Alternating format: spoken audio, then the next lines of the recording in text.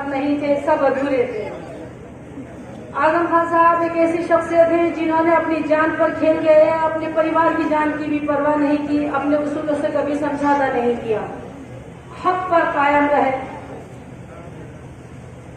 वो एक अजीम हस्ती है। ऐसे नेता, ऐसे कायद सदियों में पैदा होते हैं। रामपुर में जितना भी विकास हुआ है सब आजम खान साहब की देन है।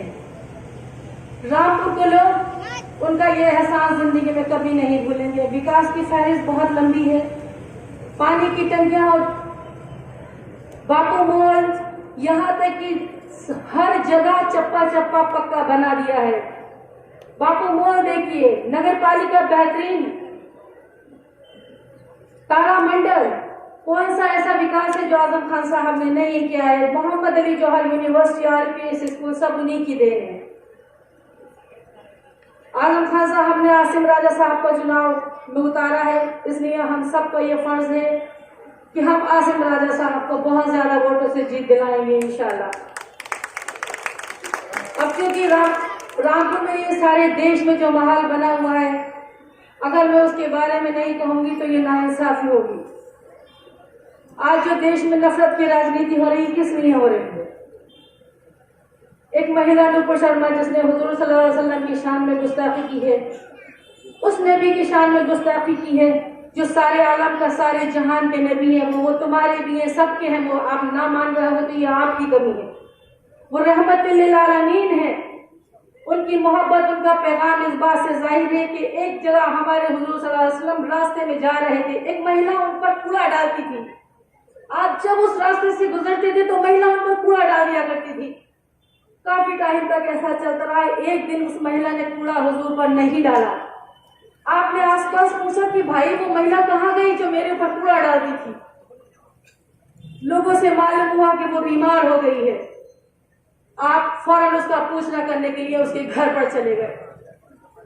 जब उस महिला को पता चला कि ये मोहम्मद है, ये सल्लल्लाहु अलैहि वसल्लम है जिन पर मैंने इतनी ज्यादती की, कूड़ा डाल दी थी, आज वो मेरा पूछना करने के लिए आए हैं, ये है हमारे नबी की शान, उसने फौरन कलमा पढ़ा और मुसलमान हो गई।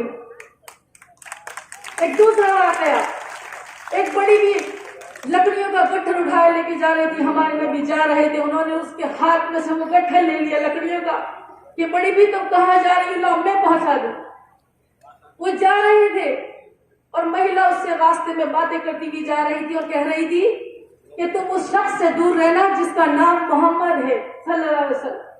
वो इतना जादूगर है कि वो जो उससे मिलता है वो उसी का हो जाता है। वो हुजूर को समझा रही थी। जब घर आ गया तो उस महिला ने पूछा कि बेटे तुम कौन हो? तो हुजूर ने फरमाया कि वो मोहम्मद मैं ही हूं। ये है हमारी नबी की शान। उस महिला ने कलमा पढ़ा और मुसलमान हो गई उसी वक्त। ये मोहब्बत का पैगाम हमारे नबी का है। हम उस नबी की उम्मत में रहते हैं जिसने सिवाय मोहब्बत के कुछ सिखाया ही नहीं है। और वो महिला, वो गुनाहगार है, उसे अब तक सजा क्यों नहीं मिली? उसने हमारे दिलों को दुखाया है। एक माँ रो रो कर कह रही है कि एक पुलिस वाले ने मेरे बेटे को मार डाला। वो कह रहा था इस्लाम जिंदाबाद, और पुलिस वाले ने उसको गोली मार दी। उसके आंसू मुझसे बर्दाश्त नहीं हो रहे थे। ये वायरल वीडियो सारे सबने देखा हो। मेरे दिल से उस पुलिस वाले के लिए बददुआ निकली, लेकिन मैंने फिर उसे बददुआ नहीं दी। उसके लिए एक दुआ की कि अल्लाह ताला, इसने इस्लाम का परचम लहराने वाले की गोली मारी है, अल्लाह इसको इनायत, इसको हिदायत है कि ये इस्लाम में आ जाए और यही परचम लहराए इस्लाम का। ये मेरे लिए उसके लिए दुआ है। उस नबी की शान में गुस्ताखी की है, वो माफी के लायक नहीं है। मैं सरकार से गुजारिश करूंगी कि उसको सख्त से सख्त सजा दे। सरकार का बुलडोजर तो हर वक्त तैयार रहता है, पुलिस भी हर वक्त तैयार रहती है। नुपुर शर्मा के लिए, उसकी कार्रवाई के लिए अब तक क्यों इतनी देर लगाई? बुलडोजर तो तैयार है, अब तो उसके घर पर बुलडोजर क्यों नहीं चला? वो गुनाहगार है, उसे सजा मिलनी ही चाहिए। हमारे दिलों में नबी की मोहब्बत जब तक कामयाब नहीं होगी, जब तक हमारी जान, हमारा माल, हमारी औलाद उस नबी के नाम पर कुर्बान ना हो, हमारा ईमान मुकम्मल नहीं हो सकता। जब तक हम अपनी जान, माल, अपनी औलाद से ज्यादा अपने नबी से मोहब्बत नहीं करेंगे।